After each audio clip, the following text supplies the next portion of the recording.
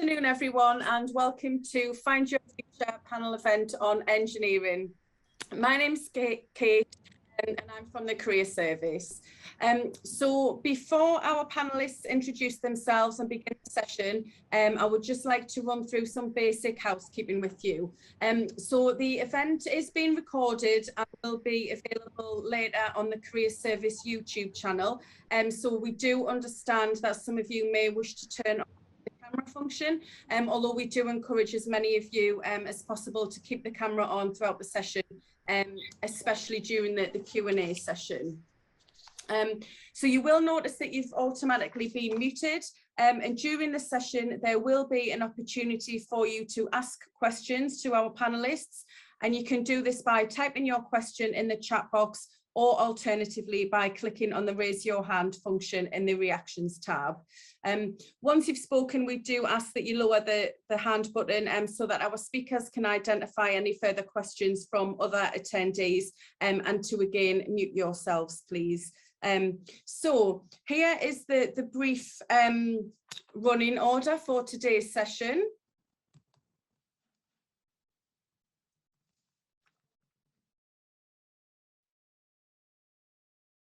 So first of all, we have Mark from SLR Consulting, and then we'll move on to Mark from Osbit, and finally Balutife from Skanska. And then following each introduction, there will be the opportunity for you to ask any questions that you have. So thank you for joining today's session, and we hope you enjoy it, and we hope you have lots of questions for our panelists. So I'm now going to hand over to our first panelist, which is from SLR Consulting. Thanks, Mark. Okay, thanks, Kate. I'm just going to share my screen and open up a presentation. Can somebody confirm they can see this, if that's working? Hang on. Come on.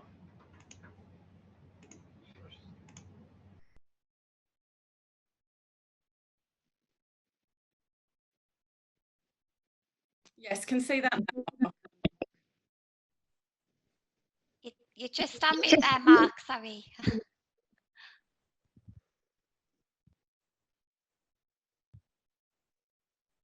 How have I done that? Apologies.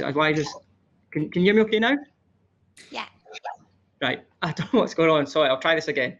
Share screen. It always works fine in the trial, doesn't it? Share and okay. Can everybody still hear me now?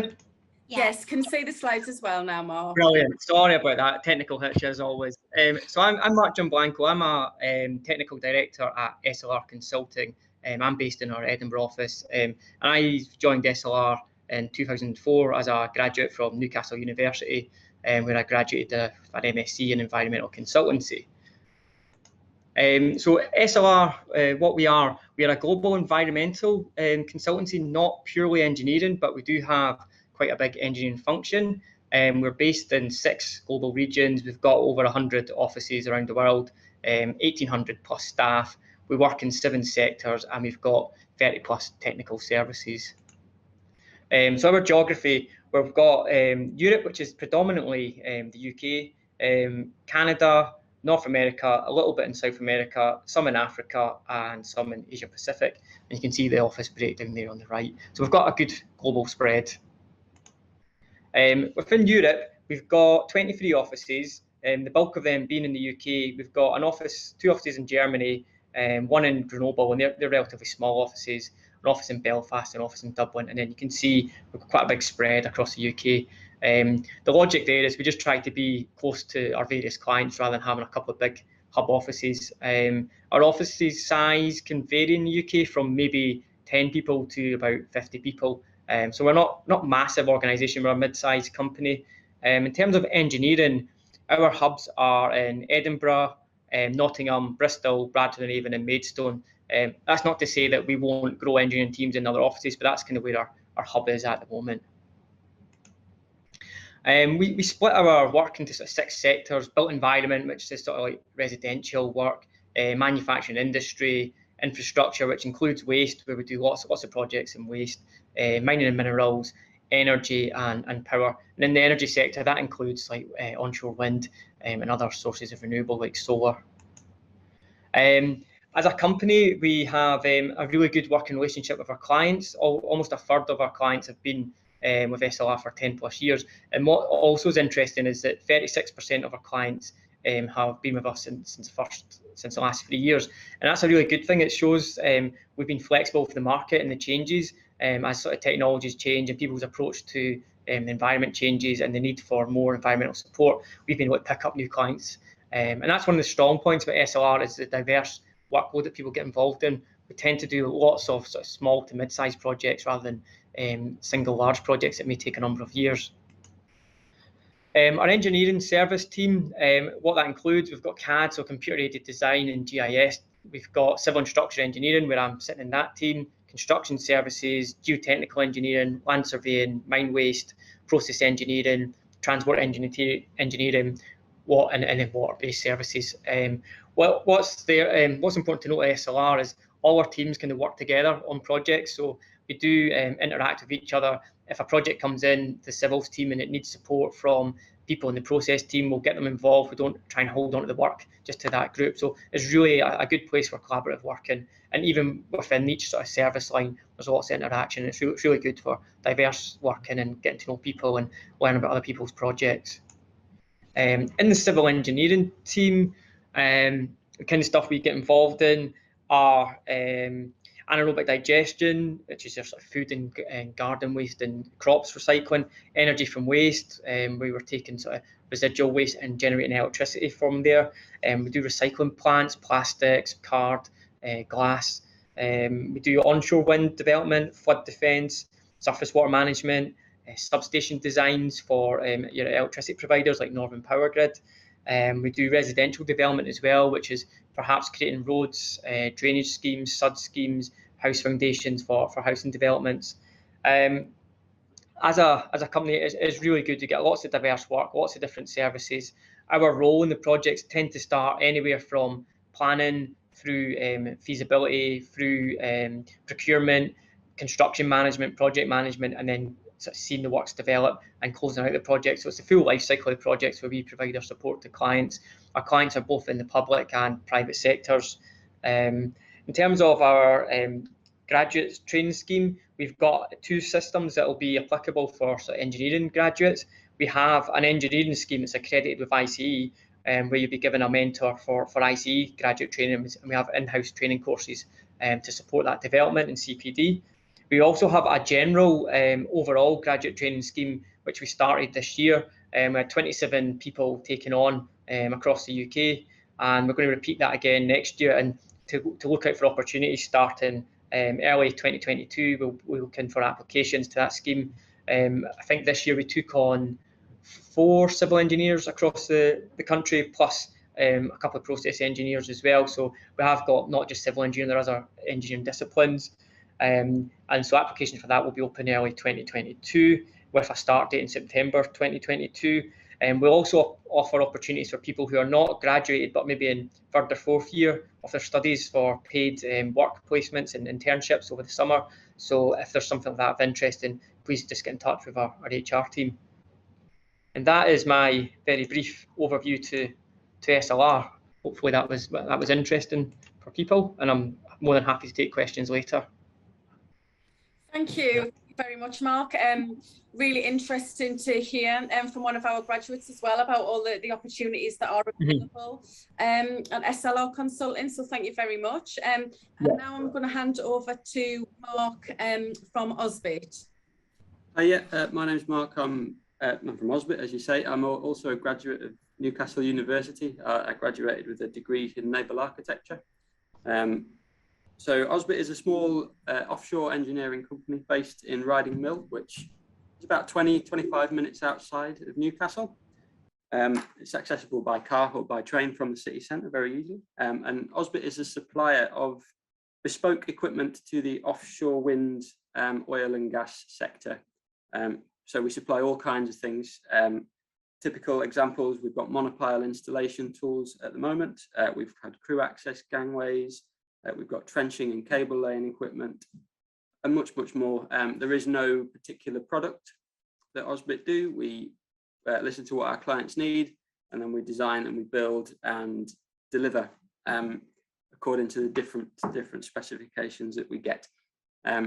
Projects are all over the world, and we have projects based in the UK, we have projects based out in Asia, down in Australia, all sorts of places, which is very interesting and does present opportunities to travel. In terms of the company here, Osbit is relatively quite small. There's about 100 of us work here at Riding Mill. It's a very flat structure. So the company was started by 3 or now 4 owner directors who are still very much visible day to day and very much involved. And everyone at Osbit is an Osbit engineer. There is no hierarchy as such. So there are opportunities for more junior members of staff to be project owners and with the guidance of more senior staff, which is good for well, I find for my personal development and my learning, which is constant, it never stops. It is all project-based work. So as an engineer, you will start with a project at the beginning, at the design phase, at the concept phase, and you will see it right through, right to the end, to when it's delivered to the client. And then afterwards, for any follow-up training, warranty work, anything like that. The workforce here is very mixed, predominantly quite young. There are lots of social opportunities that the company put on, lots of opportunities to get to know the rest of the workforce, which is gradually coming back in as we stop working from home and start working in the office again, which is nice. We have things like shared meal times and shared break times, and all the little conversations that you have at those times. It all helps with your learning, with your development, and with just generally your well-being, finding out what's going on and what other people are up to. So it is nice that that's creeping back in. I started here as a graduate, and graduates are integrated fully, as I say, within the project team. There is no, you'll be doing this department for that long or this department for that long. You go onto a project, you work with this more senior staff on that project and see it through to the end, which is nice. You get to design your thing and see it built, which is something you don't get at university, which I really enjoyed. In terms of myself and my own path, I graduated with a degree in naval architecture. I've ended up working in offshore technology, which is very similar. I did a 1-year placement role here at Osbit prior to my final year, which, with all due respect to my university teachers, was by far the best choice I ever made. It really helped me. It got me the graduate job, but it also helped me with my final year projects. If there's one thing I could recommend to you, it's do that. It was fantastic. In terms of roles that are available, applications are open here. They're always open. The company is growing. It's growing very fast. We're on the lookout for people to do placements. We're on the lookout for upcoming graduates, predominantly from mechanical, marine, and electrical, but I would encourage anyone with relevant experience in other degrees to get in touch, to apply, and just let us know what they think they can offer. Just for information, all the roles are in person, so we do need people to be able to come here to Riding Mill. So if anybody like me wants to stay up near Newcastle when they've graduated, I can fully recommend Osbit as a place to look. That's it. Please do ask any questions at the end. I'll be happy to do my best to answer them.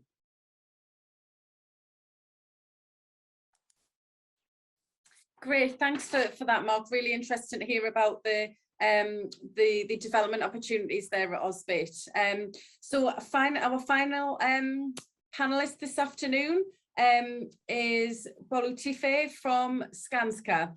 So I'll just hand over now to Bolutife. Hi, I will just share my screen. If you can let me know when you can see that, that would be good. Can you see that? Yeah, I don't think it's your slides, so. Yes, I can see it, but it looks like a list of folders. Oh, am I showing the wrong thing? Possibly. Might just be the wrong screen there. Okay, try that again.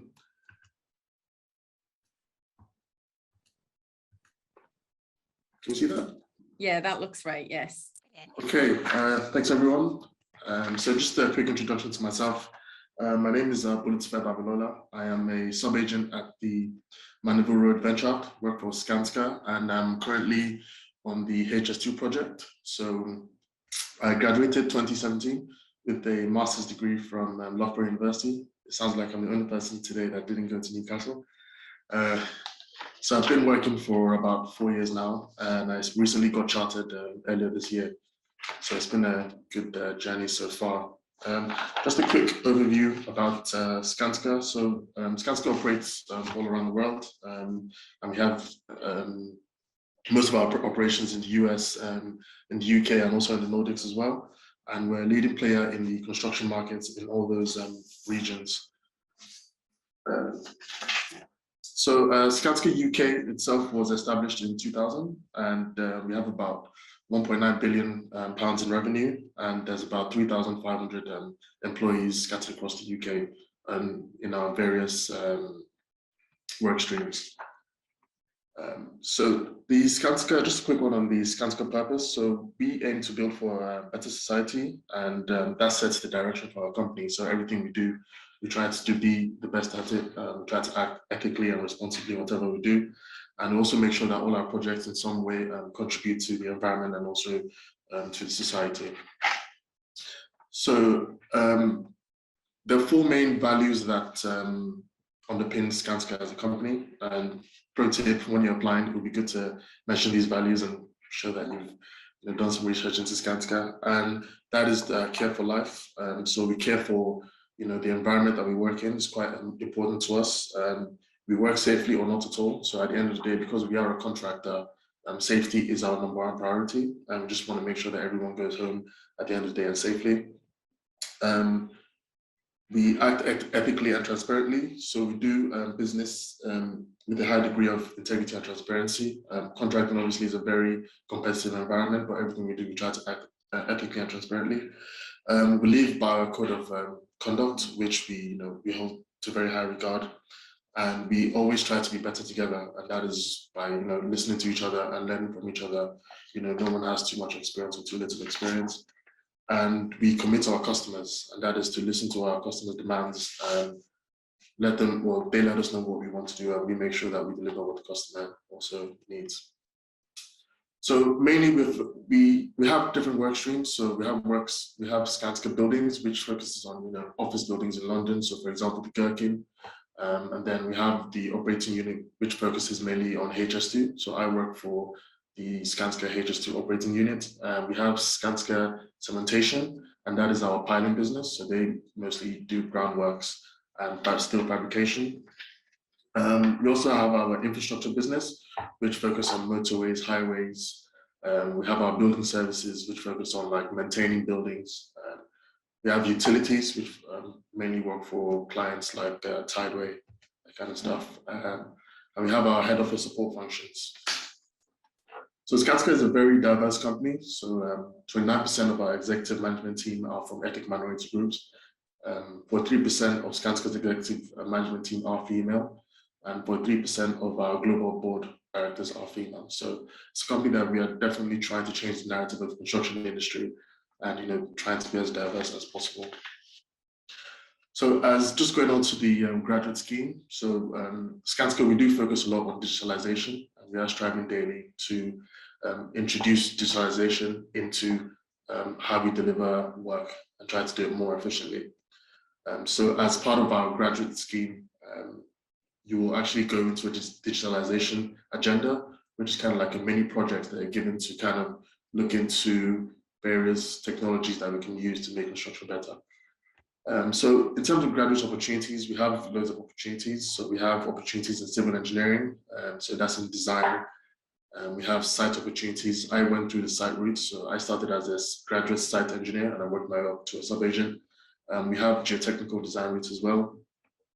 We have quantity surveying as well for people more inclined to go the commercial route. We have construction supervision for people who want to be site-based all the time. We have digital roles as well, so people that want to work in BIM, so that's building information modeling, so a lot of computer modeling there. We have environments, so we have our environmental advisors. We also have mechanical and electrical project engineers. And also we have our head office roles, so HR, finance, and IT. So in terms of graduate opportunities, there's a wide spectrum of opportunities around the UK for graduates applying to Skanska. So in terms of the graduate scheme, it usually starts with an emerging talent induction week. So that picture there that you can see is from when I was a graduate. So if you look at a picture somewhere on there, I can actually see myself. And in that week, you can you'll be given a buddy, and there's a buddy mentor system. So I had a buddy mentor who's actually still my boss today. So there's a nice continuity, and he was my chartership, my CNG mentor. So we've been working together for quite a while. And what we do is our annual trainee and graduate conference. Unfortunately, for the last 2 years, due to COVID, we haven't been able to do any of those, but hopefully going forward, we'll be able to.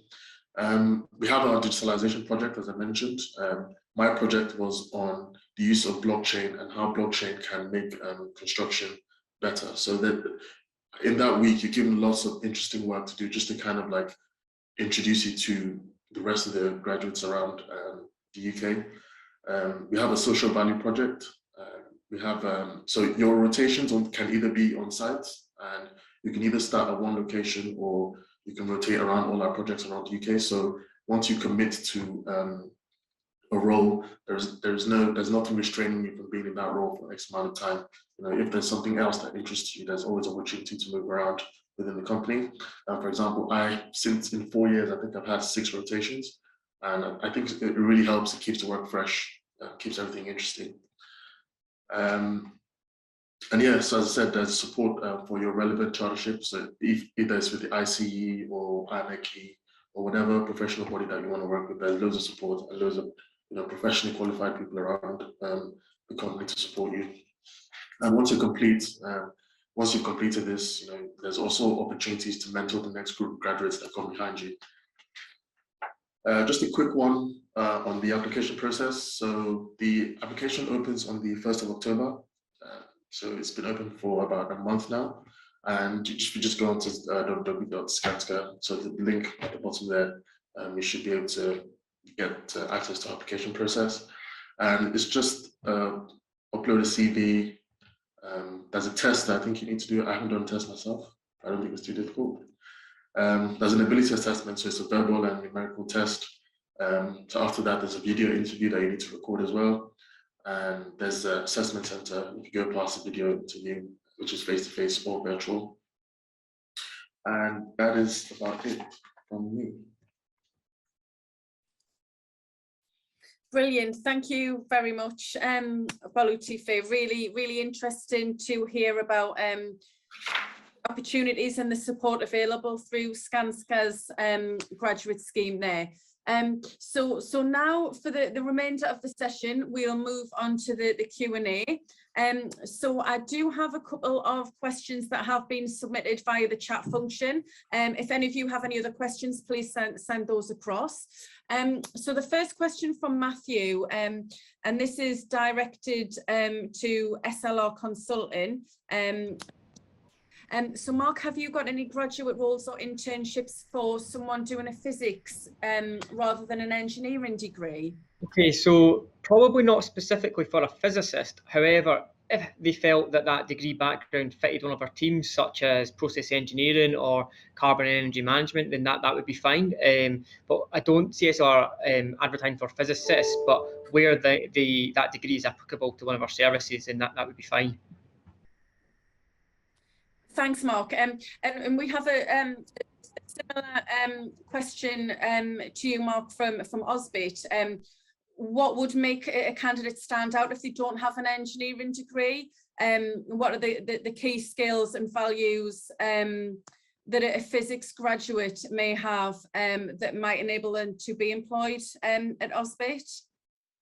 Yeah, I mean, what would be important is to let us know actually what you've studied, what was involved, how you've done on that degree. But I think more than anything, it's the person. Are you flexible? Like, are you willing to learn new things? We have people here from lots of different degree streams. It's more about get in touch, apply, let us know what you've got to offer. I'm not sure if we have any physicists here, to be honest with you. I don't know. It's worth getting in touch and asking the question, I would say. Great, thanks, Mark. And a question now for Bolutife. So are there any opportunities for, I think you mentioned placements, any summer placements, summer internships within the northeast of England? And what would make an application to Skanska stand out? In the northeast of England, I'm not too sure. I'll have to find out about those projects. I'm not too sure. But there might be, especially around Skanska cementations, but I'll have to find out and get back to you.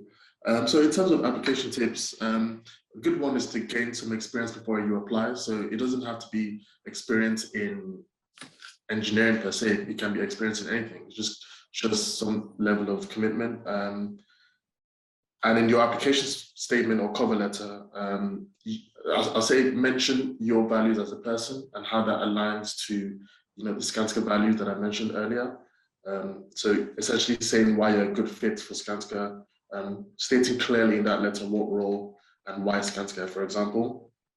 And yeah, think about your experiences.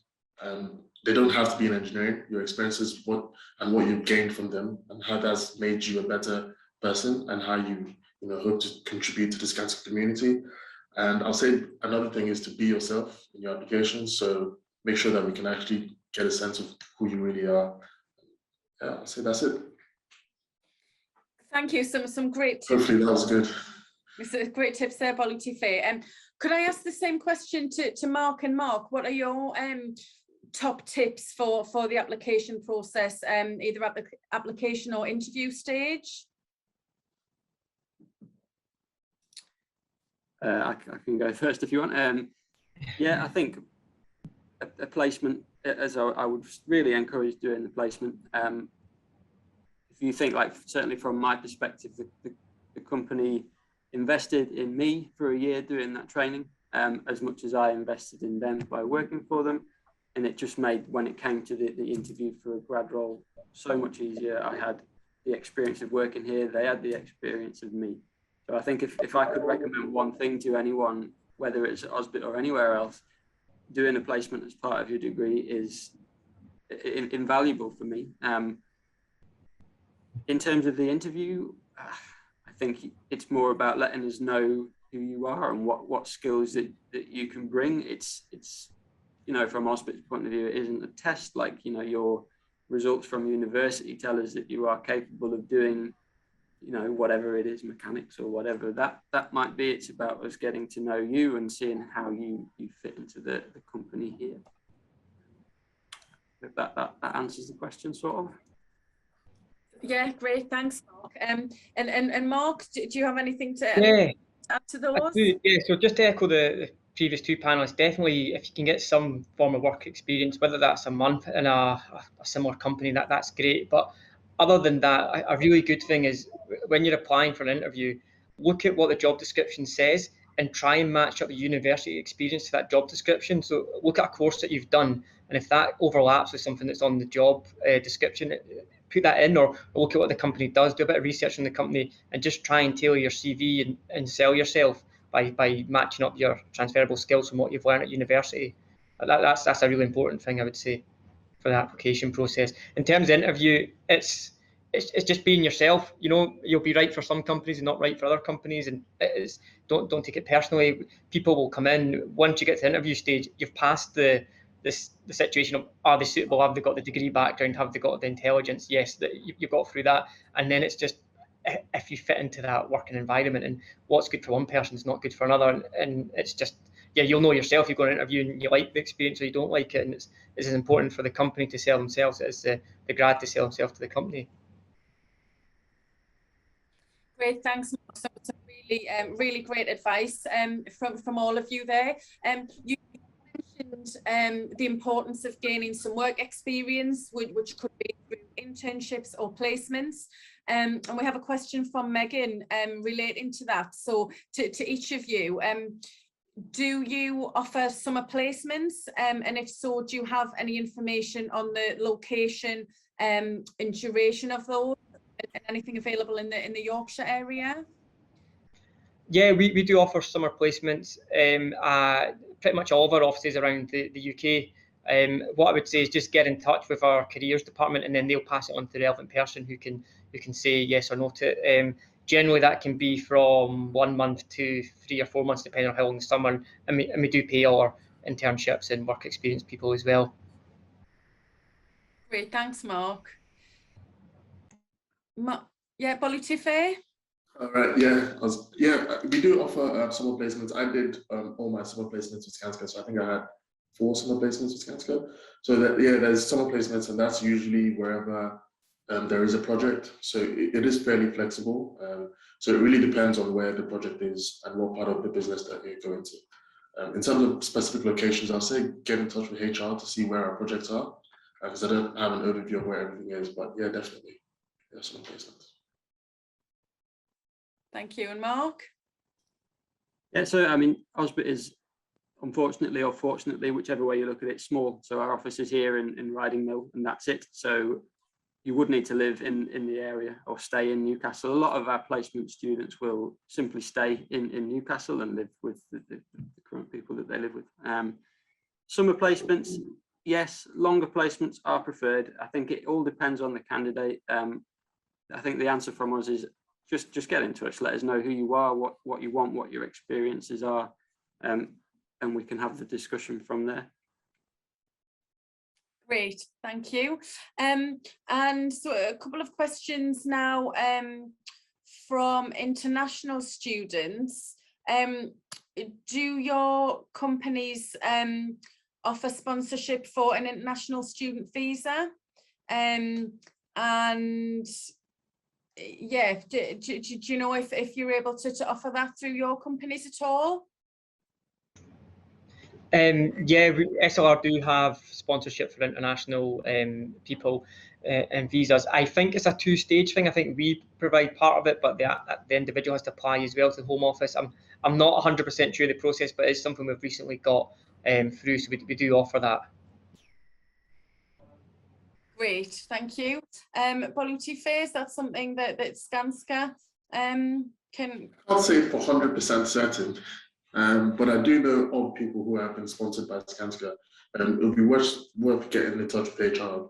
I think it's dealt on a case-by-case basis. But I'll say, yeah, get in touch with HR, and I'm sure we do, but I'm not 100%. Great, thank you. Yeah, I'll just add to that. It's much the same case by case. The first stage is obviously get in touch. Let us know your experience for the job first, and then if Osbit think you're the right person for the job, then it's something that we'll look into as the next step from there. Brilliant. So a question from Idris to Osbit and Skanska. Do you have any roles for PhD graduates?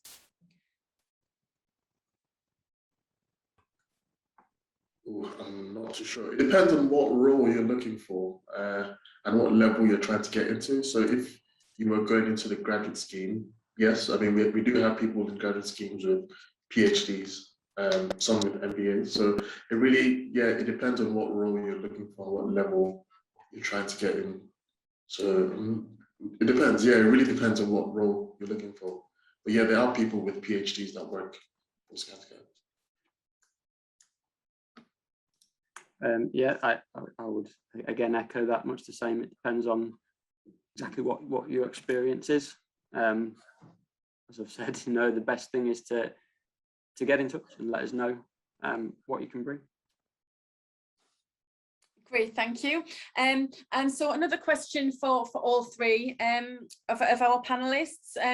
So if you were a graduate with work experience in a consulting firm as a design and detail engineer, and have worked in specialty chemicals and in the pharmaceutical industry, currently studying an MSc in automation and control, what type of roles do you imagine could be available in your organisations for somebody with that background and skill set? I can jump in there quite quickly, if that's okay. So the vast majority of the different vehicles that Osbit produces require control systems. We have dedicated control engineers that sit within those projects, and it is very much something that we are recruiting for at the moment. So if you do have experience in control engineering, again, I would encourage you, look at the website. There's descriptions on the website of what we're after, see how that matches with your experience, and definitely get in touch. Yeah, from SLR's side, that summary is something that we would definitely find a role for in our either process engineering or process safety team. As Mark from Osbit said, have a look on our website at SLR. You'll see what both the teams do, and if that sort of background suits what you'd like to do. But what you're saying, work experience in a consultancy environment, we are consultant engineers. We have process safety on industrial and coma sites, and process engineering lots of waste and other process engineering sites and projects. So yeah, definitely would fit our company. Yeah, much the same for Skanska. So we do have graduate roles for mechanical and electrical engineers. So I'm sure with that background, we can fit nicely into one of those roles. That's mainly around our building services works. So yeah, definitely roles around. Great, thank you. So I think that's all of the questions covered now that have been submitted during through the chat function. If any of you would prefer to ask a question verbally, if you just raise your hand and we can unmute you to do that. I've just got a question out of interest. Obviously, the world's changed for all of us over the past 18 months. So I was just wondering the impact of COVID on your organisation and sector, and what sort of change to result in that. And have you moved to a hybrid working model, or is that something you're looking to continue, if so? Mark, Osbit, do you want to go first there? Yeah, so yes, we have moved to a hybrid culture. I split my time between office work and homework. Each has its advantage. I think as a graduate, it's been good to be back in the office and get the experience of the more senior guys. That's been valuable. Equally, I've got a young daughter at home, so working at home is very nice. Osbit's focus is increasingly on the renewables sector, which is growing. It's very much, there's investment still going on all around the world in renewable energy, so that's growing. The company's growing. Yeah, I mean, COVID was challenging, but we got through it and we came out of it stronger. I think it's a positive end if we're at the end of that one. Yeah. And Mark? Yeah, I think we weathered the COVID storm quite well. We did use the furlough scheme to help protect jobs, and there was no redundancies because of COVID at SLR, which is really a positive story there. There was a lot of projects put on hold, but I think we're through that now. I think we're sort of back to pre-COVID times. In terms of in the workplace, we've always been quite flexible working, but what COVID has done has sort of it's kind of fast forwarded our flexible working, so we now have a formal procedure for hybrid working. But I would say for a graduate, you would want to be in the office more often than not, because not just from your line managers, other people in the office, other technical disciplines, and just that vibe you'll learn about other projects that you can get involved in, and just overhearing conversations and discussions. It's really important to get in there to help you sort of develop. So whilst graduates can work from home part of the time, I wouldn't expect a graduate role to be purely home based. Thanks, Yeah. Tiffany. Yeah, I would agree with that. Well, Skanska, we're mostly a contractor, so most of our work is actually done out on site. So as a graduate, if I'm being honest, you'd probably be expected to spend 100% of your time on site. That's if you're a graduate site engineer, if you've gone down the civils route. If you're a design manager or a QS, that may be more flexible. But I think going back to Mark's point, you definitely want to be on site, because that's, there's a buzz to site, and that's where you learn the most from the experiences of everybody around you. So I definitely say it's a mix, but I'll say you'll be mostly based in the office and on site. Great, thanks. So unless anybody has any further questions, I think that's come to the end of our session this afternoon. So we can probably stop recording now.